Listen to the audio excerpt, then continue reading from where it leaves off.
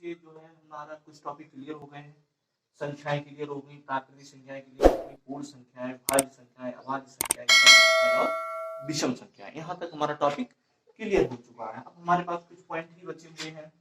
उसके बाद में हम जो है योग को समझते हैं, योगफल जो निकाला जाता है सम संख्याओं का, विषम संख्याओं का, वर्गों का। तो अभी जो हमारे पास टॉपिक बचा है एक है पूर्णांक, दूसरा है सहअभाज्य संख्या, परिमेय संख्या, अपरिमेय संख्या और ये वास्तविक संख्या है। अवास्तविक संख्या ये क्या होती है, इनको हमें जानना है अच्छे तरीके से। तो पहला ही है हमारा यहाँ पे, आज हम शुरू करते हैं पूर्णांक। तो पूर्णांक देखिए आप, पूर्णांक, पूर्णांक संख्या क्या होती है। पूर्णांक संख्याएं इनको आप समझते हैं, जानिएगा। पूर्णांक संख्याओं का मतलब यानी धनात्मक संख्याएं। कौन सी? धनात्मक संख्याएं, ऋणात्मक संख्याएं और जीरो से मिलकर जो संख्याएं बनती हैं वो सब क्या कहलाते हैं? पूर्णांक कहलाते हैं। तो यहाँ लिखिए, समझिए, धनात्मक,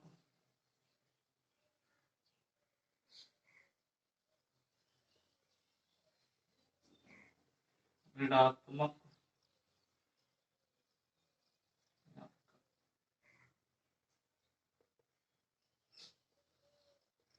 धनात्मक संख्याएं,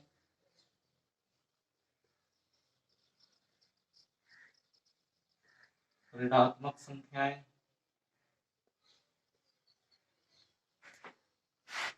व जीरो, जीरो यानी शून्य से मिलकर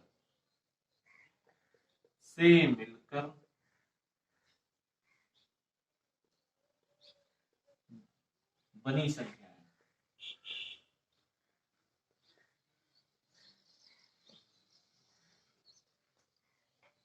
बनी संख्याएं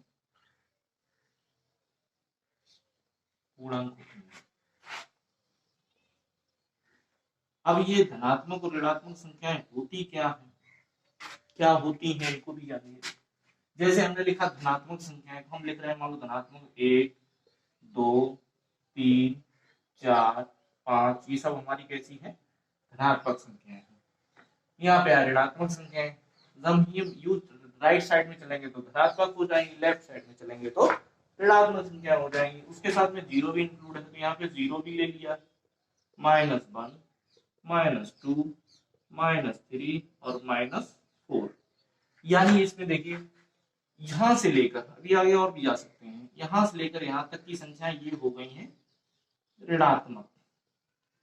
जैसा कि मैंने पिछले वीडियो में जो बनाया था पार्ट 2, उसमें हमसे कुछ लोगों ने बोला कि आप जो है वो थोड़ा स्पीड से पढ़ाते हैं, तो उसको थोड़ा स्लो भी करते हैं और उसको साथ साथ में समझाते भी चलते हैं। तो आप समझते रहिएगा ऋणात्मक संख्याएं क्या होती हैं।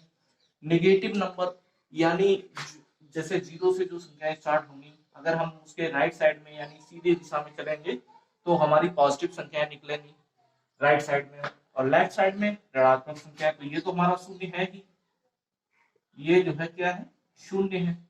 और यहां से यहां तक ये पॉजिटिव नंबर होते हैं यानी धनात्मक, जिसको कहते हैं क्या कहते हैं?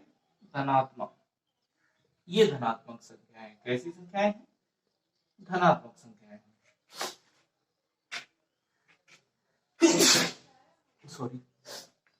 तो ये ऋणात्मक संख्याएं होगी, समझिएगा। पूर्णांक क्या होते हैं?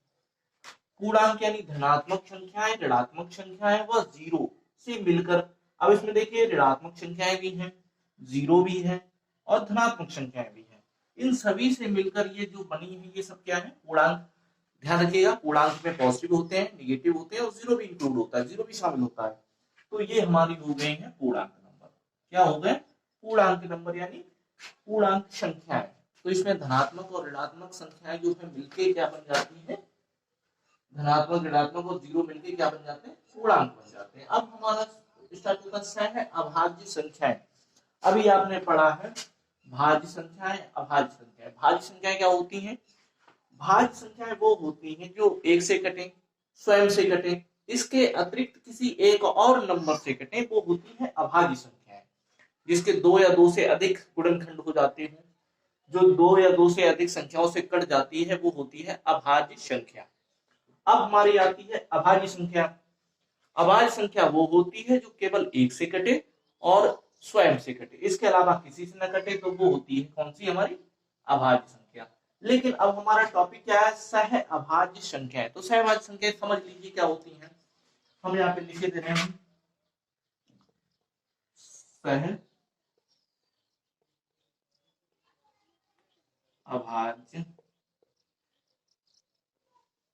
संख्याएं। क्या होती हैं सह अभाज्य संख्याएं, जिसको हम कह सकते हैं क्या, को प्राइम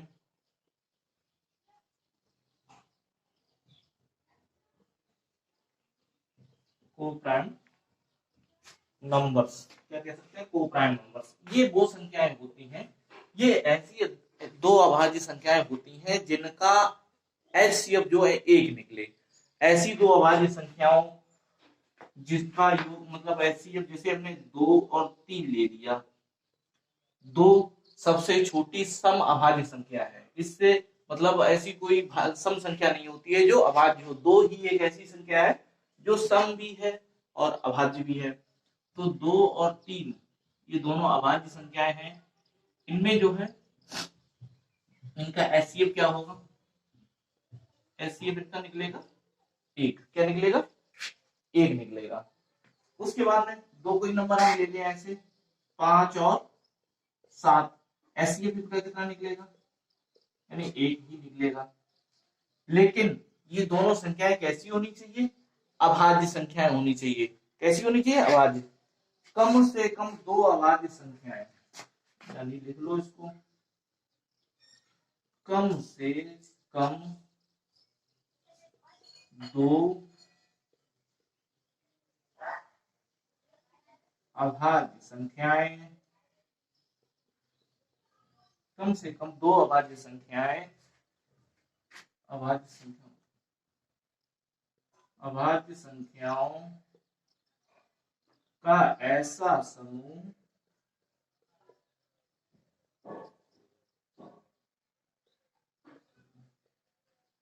जिसका एचसीएफ एक हो, जिसका एचसीएफ क्या हो, एक हो, तो इन्हें क्या कहा जाता है, उन्हें अभाज्य सह अभाज्य संख्या कहा जाता है। तो उसे सह अभाज्य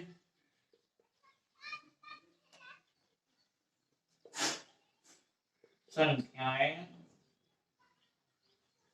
कहा जाता है। तो ये हो गया हमारा, यानी सह अभाज्य संख्याएं क्या होती हैं इनको समझ लो। कम से कम दो अभाज्य संख्याओं का ऐसा समूह, ये सहभाज्य संख्या हमेशा समूह में ही होती है, सिंगल सहभाज्य संख्या नहीं हो सकती है। अब हमारा एक समूह है 5 7 का, एक कोई ले लें हम, मान लो 11 और 13, ठीक है, और 19 21 नहीं 21 17 ले लो, 17 और 19 ये लो, ये लो। इनका एचसीएफ, इसका एचसीएफ निकालोगे तो एक निकलेगा, इसका एचसीएफ कितना निकलेगा, एक निकलेगा। क्यों निकलेगा, क्योंकि ये संख्याएं ऐसी हैं जो एक से कटती हैं। एक से तो सभी कटेंगी और स्वयं से कटेंगी, इसके अदरवाइज ये किसी नंबर से नहीं कटने वाली, इसलिए इनको सह अभाज्य संख्याएं बोला गया, को प्राइम नंबर्स। तो ये हो गए दो टॉपिक हमारे। अब होता है परिमेय संख्या, तो मैं इसको मिटा देता हूँ। पूर्णांक नंबर समझ लीजिए, धनात्मक संख्याएं, ऋणात्मक संख्याएं व जीरो से मिलकर बनी संख्याओं को पूर्णांक संख्या कहते हैं। क्या कहते हैं, इनसे बनने वाली संख्याएं पूर्णांक संख्याएं होती हैं। सहभाज्य में क्या होता है, कम से कम दो ऐसी अभाज्य संख्याएं, ऐसा समूह जिनका एचसीएफ एक निकले, तो वो क्या कहलाते हैं, सह अभाज्य यानी को प्राइम नंबर्स कहलाते हैं। मैं इसको मिटा देता हूँ। अब हमारे परमेय, अपरमेय, वास्तविक और अवास्तविक संख्याएं बची हुई, तो आप देख लीजिए एक बार इसको। और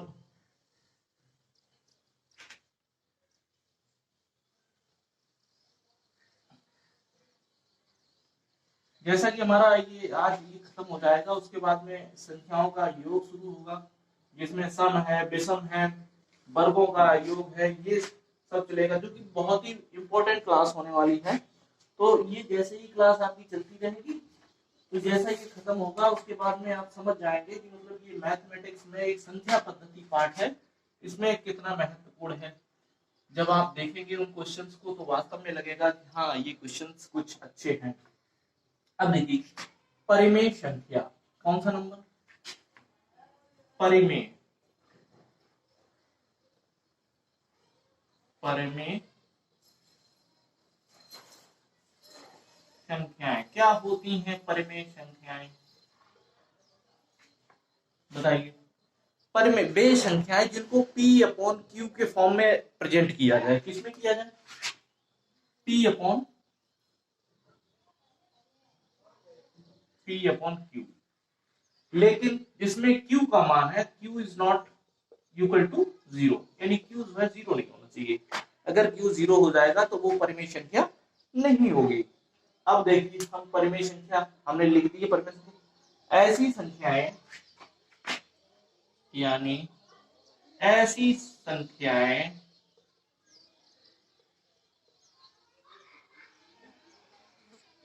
जिन्हें P अपॉन Q, यहाँ पे हमने लिखा रहे तो P अपॉन Q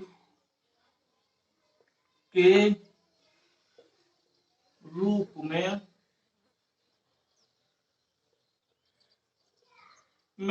ऐसी कर दो, वे ऐसी संख्याएं जिन्हें P अपॉन Q के रूप में लिखा जाता हो, ये भी कर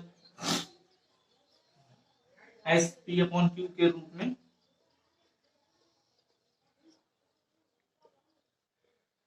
लिखा जाता है। तो देखिए P अपॉन Q लिखा जा सकता है, लेकिन Q is not equal to 0, Q जो है 0 नहीं होना चाहिए। आप देखिएगा हमने एक नंबर लिख दिया 1/2, 3/4, 5/2, 6/7, ये सब कैसे नंबर हैं? ये सब परिमेय संख्याएं हैं। कैसी नंबर है ये? परिमेय संख्याएं, रेशनल नंबर है। क्या है ये? रेशनल नंबर, रेशनल नंबर, ये सब है रेशनल नंबर। ऐसी संख्याएं जिन्हें P अपॉन Q के रूप में लिखा जा सकता है। तो यहाँ पे हमने दिया Q is not equal to 0, यानी Q जो है 0 नहीं होना चाहिए कभी भी। Q is not equal to 0। अब देखिए अपरिमेय संख्याएं कौन सी?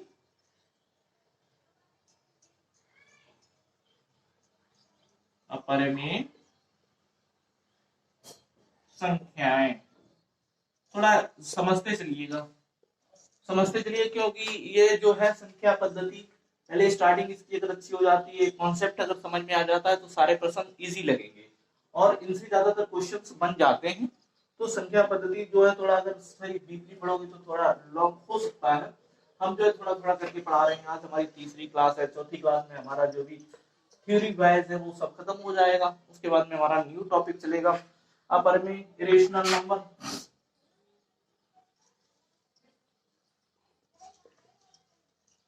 रेशनल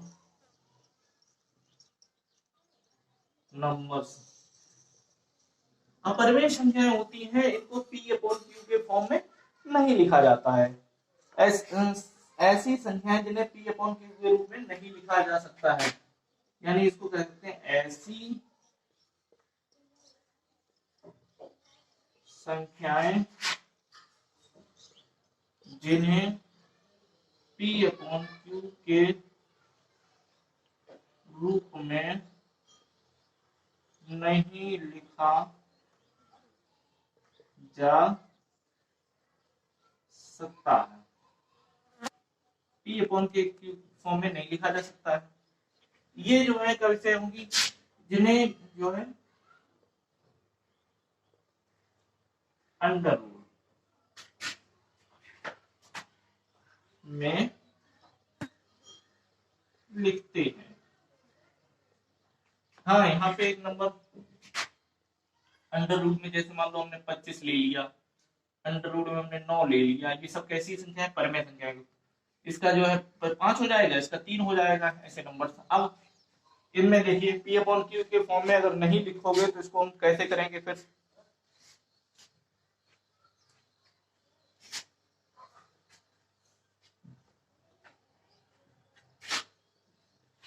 दो, तीन,